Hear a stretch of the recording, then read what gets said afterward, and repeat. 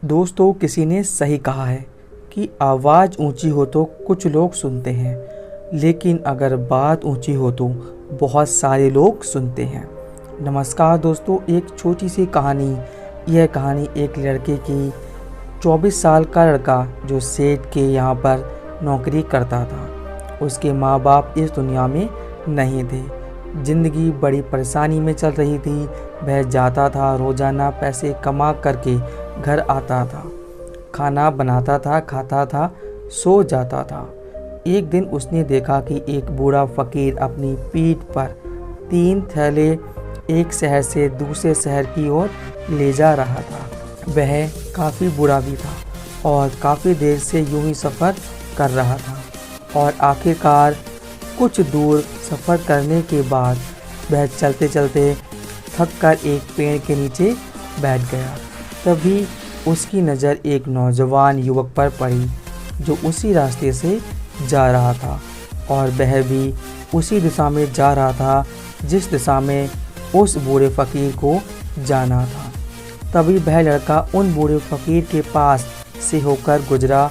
इस पर वह फ़कीर उस लड़के से कहते हैं, सुनो बेटा, क्या तुम मेरी थोड़ी मदद कर सकते हो? यह थैले बहुत भारी हैं और मैं बूढ़ा हो चुका हूँ। मैं ज़्यादा समय तक इनका बोझ नहीं उठा सकता और मैं बहुत थक भी चुका हूँ।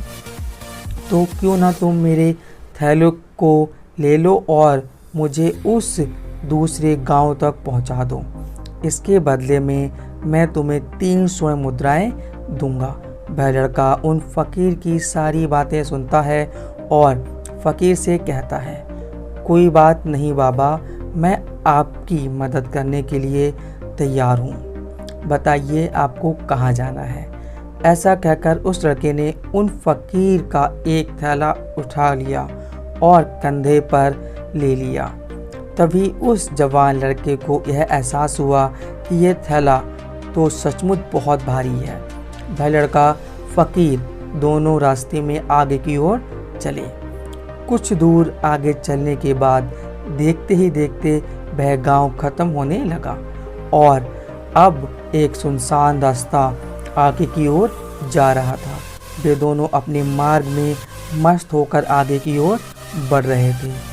जब भीड़ से पूरी तरह अलग हो गए तो वह लड़का उन फ़कीर से कहता है, बाबा, थैले में आखिर ऐसा क्या रखा है? इस थैले में इतना वज़न है। इस पर वह फ़कीर आदमी उस लड़के को जवाब देते हुए कहते हैं, कुछ नहीं बेटा, इसमें तांबे के कुछ सिक्के भरे हुए हैं, इसी कारण इस थैले में बहुत वज़न है। उन फ़कीर की यह बात सुनकर वह लड़का मन ही मन सोचने लगता है कि यह बाबा ज़रूर कोई व्यापारी हैं, तभी तो इतने सारे तांबे के सिक्के लेकर चल रहे हैं। और फिर तभी उसके मन में ख्याल आया कि क्या मुझे करना है? मुझे तो खाली यह थैला दूसरे गांव तक पहुंचाना है, बस इतना है। जैसे ही उसके मन में यह ख्याल आया, उसने तांबे के सिक्कों का ख्याल मन से निकाल दिया और अपनी धुन में मस्त होकर वह आगे की ओर चलने लगा। चलते चलते और समय बीता और वे दोनों एक नदी के किनारे जा पहुँचे। वह लड़का हट्टा कट्टा था और काफ़ी चुस्त और तंदुरुस्त भी था, इसलिए वह बिना सोचे समझे उस नदी में उतर जाता है। किंतु वह फ़कीर अब भी किनारे पर खड़े थे। इस पर वह लड़का उन फ़कीर से कहता है, क्या हुआ बाबा, चलिए आइए, हमें यह नदी पार करनी होगी, तभी तो हम उस गांव तक पहुंच पाएंगे। इस पर वह फ़कीर उस लड़के से कहते हैं, मैं जानता हूं बेटा, हमें यह नदी पार करनी ही होगी, लेकिन जैसा कि तुम जानते हो मैं बूढ़ा हो चुका हूं और 2-2 थैले लेकर मैं नदी पार नहीं कर सकता हूं। कहीं मेरे पाँव फिसल गया तो क्या होगा? क्या तुम मेरी एक गठरी और ले सकते हो? मैं तुम्हें इसके बदले भी 3 और स्वर्ण मुद्राएं दूंगा। इस पर वह लड़का मुस्कुराते हुए उन फ़कीर से कहता है, बाबा, आप मुझे शर्मिंदा कर रहे हैं। यदि आप मुझे स्वर्ण मुद्राएं ना भी दें तो भी मैं आपकी मदद अवश्य करूँगा। मैं आपको दूसरे गांव तक जरूर पहुंचाऊंगा। इस पर वह फकीर मुस्कुराते हुए उस लड़के से कहते हैं, बेटा तुम तो बड़े ही भले इंसान लगते हो। इतना कहकर उन्होंने वह दूसरी गठरी भी उस लड़के को थमा दी। उस लड़के ने जब दूसरी गठरी अपने कंधे पर रखी तो वह गठरी भी बहुत भारी लगी, लेकिन उसने वहाँ पर कुछ नहीं कहा। जैसे तैसे उन दोनों ने नदी पार किया। नदी पार करने के बाद बातों ही बातों में उस लड़के ने उन फकीर से कहा, बाबा आखिर इस दूसरी गठरी में क्या है? वह गठरी भी बहुत भारी है। इस पर वह फकीर उस लड़के को जवाब देते हुए कहते हैं, बेटा इसमें चांदी के सिक्के हैं, इसी कारण गठरी भी बहुत भारी है। उन फकीर की सारी बातें सुनकर अब उस लड़के का दिमाग तेजी से काम करने लगा था। वह सोच रहा था कि एक थैले में तांबे के सिक्के, दूसरी में चांदी के। ऐसा प्रतीत होता है कि मानो यह फकीर बाबा कहीं दूर से आ रहे हैं और इन्होंने अपनी सारी जमीन जायदाद बेचकर ये सारे सिक्के इकट्ठे किए हैं, तभी तो वह इतना धन लेकर चल रहे हैं। लेकिन वह लड़का उन फकीर से कुछ भी नहीं कहता है और वे दोनों चुपचाप मार्ग में आगे की ओर बढ़ते चले जाते हैं। कुछ दूर आगे बढ़ने के बाद एक बार फिर एक सुनसान राह आती है। उस सुनसान रास्ते को देखते ही उस लड़के के मन में तरह तरह के विचार उत्पन्न होने लगे। यह सोचने लगा कि अरे यह तो सुनसान जगह है, अगर मैं सिक्के लेकर यहाँ से भाग जाऊँ तो यह फकीर मुझे कब तक दौड़ाएंगे। मुझे नहीं लगता कि मुझे कभी पकड़ पाएंगे। यहाँ पर कोई है भी नहीं जो इनकी मदद कर पाए, और वैसे भी ये बहुत सारे सिक्के हैं, मैं इनसे एक अच्छी दुकान खरीद सकता हूँ, अपना नया व्यापार शुरू कर सकता हूँ। वैसे भी है बूढ़ा फकीर, अब इन पैसों का क्या करेगा? इससे अच्छा तो मैं ही इन्हें रख लेता हूँ। वह लड़का सब बारे में सोच ही रहा था, तभी अचानक उसे खुद पर आश्चर्य हुआ। मैं यह क्या सोच रहा हूँ? यह फकीर बाबा ना जाने कहाँ से आ रहे हैं और क्या खोज करके इन्होंने इतने सारे पैसे इकट्ठे किए होंगे। मुझे इनका फ़ायदा नहीं उठाना चाहिए। नहीं, मुझे ऐसा नहीं करना चाहिए। उसने कुछ देर के लिए तो अपने मन के विचारों को काबू कर लिया, लेकिन कुछ देर बाद उसके मन के विचार उस पर देखते ही देखते हावी होने लगे। वह लड़का 2 थैले लेकर फकीर के पीछे पीछे चल रहा था और कुछ दूर आगे चलने के बाद एक पहाड़ी आई और इस पर फकीर बाबा उस लड़के से कहते हैं, बेटा ये पहाड़ी मैं नहीं चढ़ पाऊंगा, मैं काफ़ी बूढ़ा हो चुका हूँ और मेरे घुटनों में दर्द रहता है। यदि तुम मेरा तीसरा भी थैला ले लो तो मैं तुम्हें 3 और स्वर्ण मुद्राएं दूंगा, लेकिन याद रखना कि कहीं भी ये गठरी खुल ना जाए। इस पर वह लड़का उन फकीर से कहता है, क्यों बाबा, आखिर इसमें ऐसा क्या है? इस पर वह फकीर उस लड़के से कहते हैं, बेटा इसमें स्वर्ण मुद्राएं हैं। यह सुनकर वह लड़का मन ही मन बहुत प्रसन्न हुआ। उसने चुपचाप वह गठरी फकीर से ले ली और देखते ही देखते दोनों मार्ग में आगे की ओर बढ़ने लगे। अब वह फकीर बिना कोई वजन लिए हुए आराम से पहाड़ की चढ़ाई पर चढ़ रहे थे, किंतु वह नौजवान लड़का जो पीछे था थैले भारी के कारण बहुत धीरे धीरे चल रहा था। लेकिन जब से उसने सोने का नाम सुना था उसका मन तो छलांग मार रहा था। वह मन ही मन सोच रहा था, अगर मुझे ये सारा धन मिल जाए तो मेरा पूरा जीवन तो आराम से कट जाएगा। वैसे भी यह बाबा तो बूढ़े हो चुके हैं, भला इन्हें इतने पैसों की क्या ज़रूरत है? इनका जीवन तो वैसे भी कट चुका है। मैं एक काम करता हूँ, ये सारे पैसे लेकर यहाँ से भाग जाता हूँ। लड़के के मन में अनगिनत विचार उड़ रहे थे। लड़के का मन अब उसकी बुद्धि पर पूरी तरह से हावी हो चुका था और उस लड़के का मन अपनी बातों को सही साबित करने के लिए उससे कुछ भी कह रहा था। और तभी उस लड़के के मन में एक और विचार उत्पन्न हुआ और अब की बार वह लड़का यह सोच रहा था लगता है ये फ़कीर बाबा कोई चोर हैं, वरना इसके पास इतनी सारी स्वर्ण मुद्राएं कहाँ से आईं। अगर यह कोई व्यापारी होते तो भला ही इस तरह से पैदल यात्रा तो नहीं करते, और अगर इनके पास इतने सारे पैसे थे तो यह कोई ना कोई साधन भी तो अवश्य ले सकते थे, और चोर से चोरी करने में भला क्या बुराई है। यह सोचता हुआ वह लड़का अब उन फकीर से तेजी से की ओर आगे बढ़ रहा था, और देखते ही देखते वह फकीर से आगे भी निकल चुका था। और वह यह सोच रहा था कि जैसे ही इस पहाड़ की ढलान आएगी मैं तीनों गठरियाँ लेके भाग जाऊंगा। इससे यह सारे पैसे मेरे हो जाएंगे और मेरी गरीबी भी हमेशा हमेशा के लिए दूर हो जाएगी। देखते ही देखते वह लड़का फकीर से भी आगे निकल चुका था, और वह सोच रहा था कि जैसे ही इस पहाड़ की ढलान आएगी मैं तीनों गठरियाँ लेके भाग जाऊंगा। इससे यह सारे पैसे मेरे हो जाएंगे और मेरी गरीबी भी हमेशा के लिए दूर हो जाएगी। मैं जो चाहूँगा वह कर पाऊँगा, मेरे पास बहुत सारा धन होगा। और देखते ही देखते वह दोनों पहाड़ की चोटी पर पहुँच गए, और अब ढलान का रास्ता शुरू होने लगा था। तभी वह लड़का उन फकीर से नजरें बचाकर वह तीनों गठरियाँ लेकर भागता हुआ आगे बढ़ गया।